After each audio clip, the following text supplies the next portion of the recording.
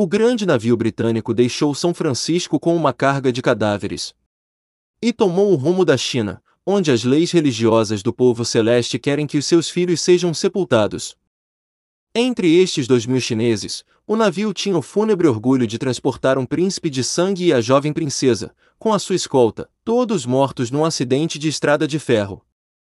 Mas, na segunda noite de viagem, o navio teve a sua máquina completamente destruída por uma desgraça bastante difícil de explicar. E esta desgraça foi ainda maior por terem os maquinistas e os foguistas sucumbido asfixiados. O navio não possuía velas, e, sucedendo-se as tempestades sem cessar, o capitão, marinheiro tão perfeito, pela experiência da navegação, que parecia moldado na mesma matéria do seu navio, foi obrigado a entregar-se ao dispor das grandes correntes oceânicas. Os sinais de perigo ficaram sem resposta. O navio corria vertiginosamente. Com terror, viu a tripulação, num dia violentamente sacudido pelas tempestades e sombrio como a noite, que o navio se precipitava para o sul, onde se perderiam irremediavelmente. Pouco a pouco, o medo de cada tripulante começou a tocar as fronteiras do delírio. E, contudo, não era tão intenso este grande pânico, que parecia encher todo o navio, e fazê-lo estremecer cada vez mais, como o horror que principiava a desvairar todos os cérebros. Havia, a bordo, 2 milhares de mortos. Os marinheiros reconheceram nesta lúgubre companhia a causa da sua aflição, e, então, desesperaram de todo.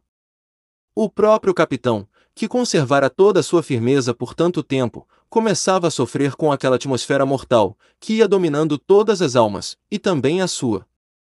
E, no horizonte, nada aparecia, nenhum sinal de terra, nenhum raio de esperança, enquanto o navio, desamparado, fugia ao sul, através do cinzento tenebroso do mar e do céu. Os espíritos já se adiavam totalmente assolados pelas correntes do medo e das superstições.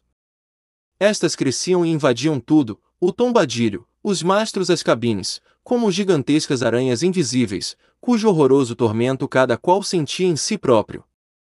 Em breve, o terror chegou ao auge e sacudiu todo o navio, e amordaçou todas as almas, e foi quando um inconcebível acontecimento desnorteou o resto de razão que ainda se arrastava a bordo. A escolta dos príncipes chineses repelira violentamente, sem mesmo tocar-lhes, 2 marinheiros que se haviam aproximado da cabine em que fora respeitosamente encerrado o casal principesco. E, a partir daquela noite, os chineses saíam dos esquifes, amontoados em longas pilhas, e iam velar os seus jovens senhores. O navio caminhava sempre para o sul, ao sabor dos ventos. Seria o polo medonho que esperava, para o gelar, o coração daqueles marinheiros? Os mares para onde o navio flutuava agora eram absolutamente desconhecidos. Não se encontrava nenhum traço deles, nem nos mapas, nem na lembrança, nem nas suposições dos navegantes. Seria, então, a revelação de um novo mundo? O capitão, obedecendo à ordem secreta da tradição que levava em si, esqueceu o seu próprio sofrimento, e começou a tomar nota das suas impressões e observações científicas. Contudo, a obsessão da presença dos chineses defuntos pesava de tal modo sobre o cérebro dos marinheiros, desamparados como seu navio, que muitos deles não mais puderam libertar-se. Os delírios dos loucos serpenteavam através dos cérebros, e levavam aqueles homens, automatos frenéticos ou acabrunhados, a entrecruzar-se sem se reconhecerem mais, sem mais se verem.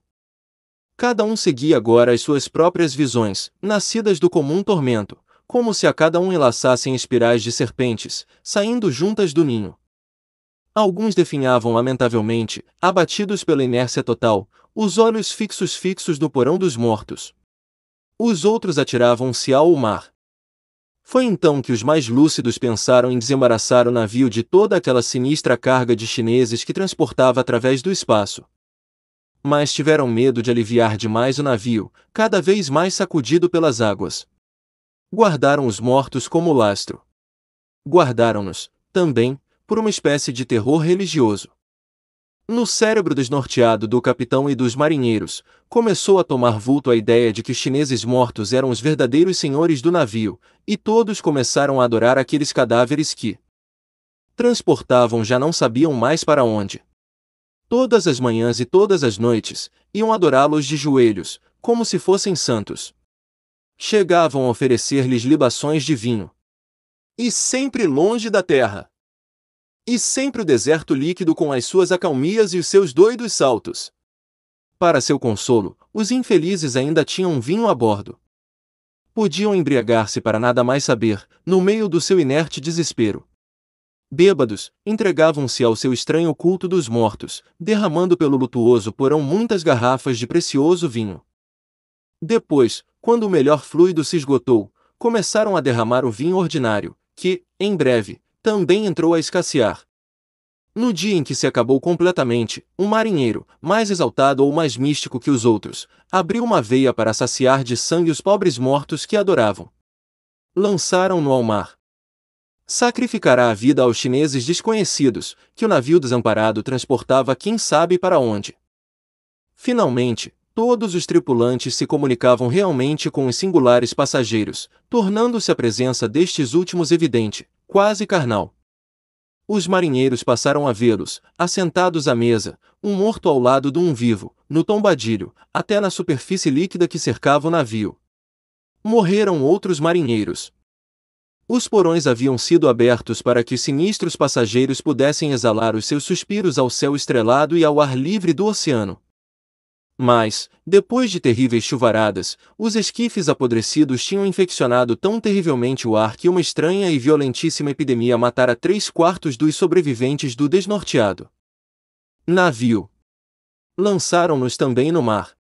E fecharam piedosa, mas definitivamente, os porões sobre os desconhecidos chineses que transportavam não sabiam para onde.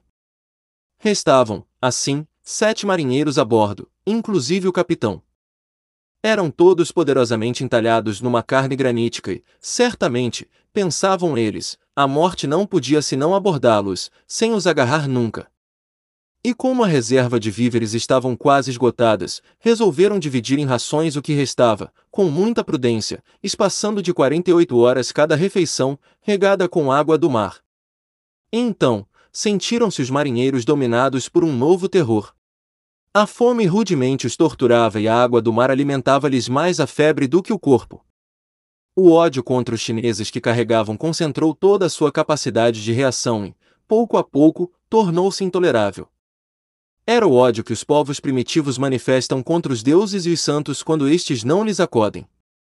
E de tal modo argamassado de medo, que nenhum deles ousou seguir o conselho pavoroso, uma noite dado pelo capitão, de lançar ao mar todos aqueles mortos, desembaraçando-se, assim, dos fantasmas que reinavam no navio.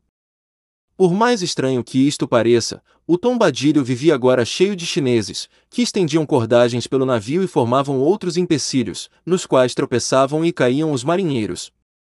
Também acontecia verem-se subitamente amarrados por mãos hábeis e cruéis, cujo contato absolutamente não sentiam. Essa era, evidentemente, a suprema decadência da brilhante tripulação, entregue agora ao inteiro dispor de um bando de fantasmas. Todos viam, no centro do tombadilho, o jovem casal de príncipes, sentados como sobre um trono. Os chineses comprimiam-se em torno do lindo casal. E o navio corria sempre, sempre, não se sabia para onde. As horas desciam sobre o tombadilho. A noite era fresca e pálida. A palidez da noite estendia-se sobre o navio, igual a dos chineses vestidos de branco, que se agitavam sem descanso. Em redor do navio, concentravam-se claridades sólidas como as dos imensos icebergs que erram pelo mar. O capitão exclamou: essas massas brancas são multidões de mortos, que sobem, de noite, à superfície, para saudar os vivos ou para maldizê-los. E acrescentou: não. São os gelos do polo. Precipitamo-nos sobre a muralha intransponível do polo. Ninguém respondeu. Mas o terror do polo avassalou-se dele com uma violência tão grande que, num supremo esforço, teve forças para erguer-se e precipitar-se no meio do tombadilho, junto ao trono dos príncipes. De repente, parou, como que ferido em pleno peito. E um longo grito de horror escapou-se-lhe dos lábios, tão violento que a garganta e a boca se lhe encheram de sangue. Não havia mais chineses no tombadilho. Todos tinham desaparecido. Os marinheiros permaneciam deitados, imóveis. O desgraçado comandante chamou-os, sacudiu-os. Mas, subitamente, inteiriçou-se, aterrado, estavam todos mortos. Sentiu, no seu desespero desenfreado, a impressão do ruído que o gelo ia fazer contra o casco do navio, o ruído que os dedos fazem quebrando uma casca de ovo, não mais. E este ruído endoidecia-o, sempre a bater-lhe no ouvido, ensurdecia-o, arrancando-lhe gritos terríveis, que lhe rasgavam a garganta, e que ele não ouvia. O momento era definitivo. O horror das implacáveis montanhas de gelo estava ali, oprimindo-o. Então, bradou a todos os mortos uma ordem de manobra, a única que poderia salvá-lo. Morreria no seu posto, apesar de tudo, depois de haver feito, apesar de tudo, o último esforço que o dever milenar dos marinheiros exigia da sua honra. E, depois de um tão violento esforço, caiu sobre o tombadilho. Alguns gritos na sua vizinhança fizeram-no abrir: "Olá! Olá! Olá!" A tripulação da missão antártica francesa premia-se em torno do capitão desfalecido, que apertava convulsivamente numa das mãos o caderno das suas impressões, registradas até o momento da destruição do navio. "Perfeitamente!" disse-lhe alguém. "O capitão há de sair-se dessa, afinal. É muito fácil, depois de ter espatifado a sua casca de nós contra o nosso acampamento de inverno e escapado vivo. Mas que diabo de carne o capitão trazia para os nossos cães? Para uma dúzia de terras novas, mais de uma centena de cadáveres humanos. Está louco, capitão?"